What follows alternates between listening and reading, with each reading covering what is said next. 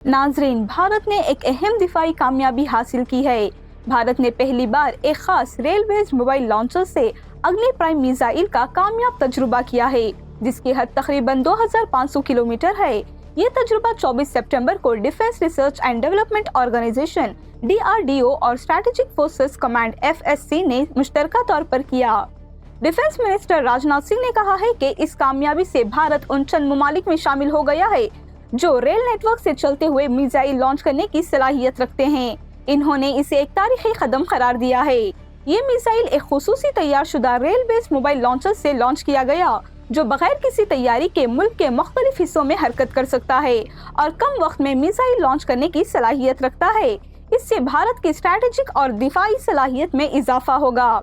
Defence minister ने कहा कि अग्नि प्राइम मिसाइल में जदीद कम्युनिकेशन सिस्टम और हिफाजती निजाम शामिल हैं। मिसाइल की परवाज को मुख्तलिफ ग्राउंड स्टेशन से ट्रैक किया गया और ये मुकम्मल तौर पर कामयाब रहा। मिनिस्टर ने कहा कि इस तजुर्बे ने मुस्तकबिल में रेल बेस्ड दिफाई निजाम को खिदमत में शामिल करने के रास्ते खोल दिए हैं। ये कामयाब तजुर्बा पाकिस्तान के साथ हालिया तनाज़े के 4 माह बाद किया गया, जिससे भारत की दिफाई तैयारी में मजीद मजबूती जाहिर होती है।